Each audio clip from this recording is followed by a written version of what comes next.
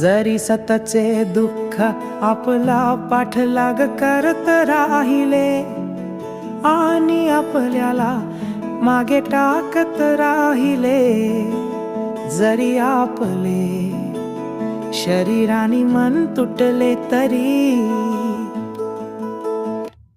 हे गोविंदा तुमच्या कृपेने आम्ही पराभूत हो.